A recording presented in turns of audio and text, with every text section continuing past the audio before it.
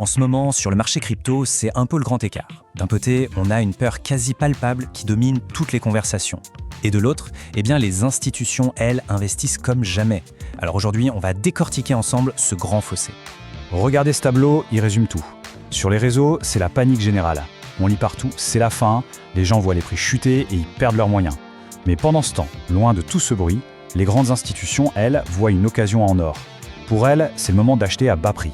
Elles enregistrent des entrées d'argent records parce qu'elles ne regardent pas le prix de demain, mais l'adoption dans les années à venir. On a vraiment deux mondes qui s'ignorent. Bon, commençons par disséquer cette peur qui semble paralyser tant d'investisseurs. D'où vient-elle vraiment? Quelles sont ses racines? Il faut bien comprendre que la baisse des prix, ce n'est que la partie visible de l'iceberg. En réalité, on a eu toute une série de très mauvaises nouvelles qui se sont enchaînées et qui ont créé ce climat de peur, d'incertitude et de doute, ce que dans le jargon on appelle le FUD. Prenez ce chiffre par exemple. Des journées où $1 milliard sont liquidés d'un coup, ça devient presque banal. Il y a quelque temps, un chiffre pareil aurait provoqué un véritable séisme sur les marchés. Aujourd'hui, même si ça fait toujours mal, on dirait que le marché s'habitue à cette volatilité extrême. Et à cette volatilité, il faut ajouter le risque lié à la sécurité.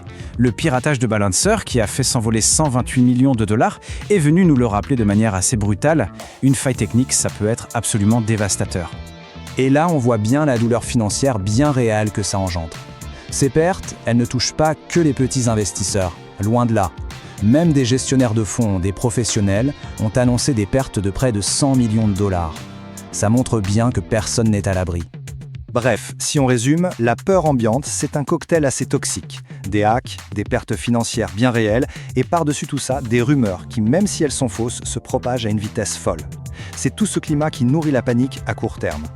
Mais pendant que cette peur domine les esprits, les grands acteurs institutionnels, eux, construisent une toute autre réalité, beaucoup plus discrètement. Allons voir ça de plus près. Le contraste est saisissant. Alors que sur Internet, c'est la débandade, les gros investisseurs, eux, voient ce moment comme un point d'entrée stratégique. Pour eux, ce n'est pas du tout une crise, c'est tout simplement les soldes. Un exemple très concret, c'est le nouvel ETF sur Solana, qui est le lancement le plus réussi de l'année. Il a attiré des sommes colossales dès le début. Et même si les flux sont passés de 50 à 20 millions de dollars par jour, ça reste une injection de capital absolument massive et surtout constante.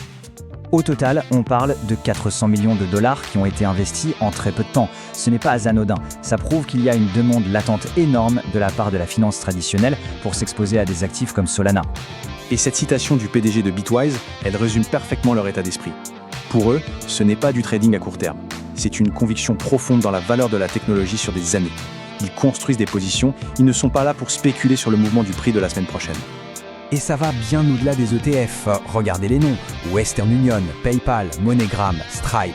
Ces géants du paiement sont en train d'intégrer activement la blockchain. Ils ont bien compris que son efficacité est redoutable. Et ils savent qu'ils doivent s'adapter s'ils ne veulent pas se faire complètement dépasser. Ok, on a parlé des marchés, de l'argent, mais derrière tout ça, l'innovation technologique continue d'avancer et elle a des impacts très concrets sur la vie des gens. Une des tendances les plus fortes en ce moment, c'est la montée en puissance de l'IA dans le développement. L'idée, c'est de rendre le code accessible à tout le monde. C'est une vision incroyablement puissante portée par des gens comme le PDG de Nvidia. Sauf que, il y a un mais. Une enquête récente montre un fossé énorme entre l'utilisation de l'IA et la confiance qu'on lui accorde. Presque tout le monde l'utilise, 84%, mais à peine 3% font vraiment confiance au code qu'elle produit. Ça nous rappelle à quel point la supervision humaine reste absolument cruciale, surtout quand on parle de sécurité.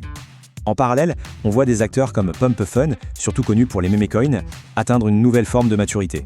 Ils prennent des centaines de millions de dollars de bénéfices et les réinvestissent dans l'écosystème pour financer des projets qui ont une vraie utilité au-delà de la simple blague. C'est un signe que l'écosystème mûrit. Et tout ça nous amène à une histoire qui montre le côté vraiment humain de la crypto. D'un côté, on a les airdrops classiques qui demandent souvent beaucoup d'argent et des connaissances techniques pointues, et de l'autre, on a un modèle comme celui de Moonwalk qui est basé sur une action toute simple, marcher tous les jours. Pour vraiment comprendre l'impact de ce qui va suivre, il faut avoir ce chiffre en tête.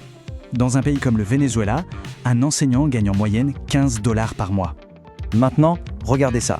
Pour certains utilisateurs vénézuéliens, un seul airdrop de l'application de fitness Moonwalk a représenté plus de $500. C'est l'équivalent de plusieurs années de salaire gagnés simplement en marchant. Et voilà, c'est une démonstration puissante, concrète de ce que la crypto peut faire dans le monde réel.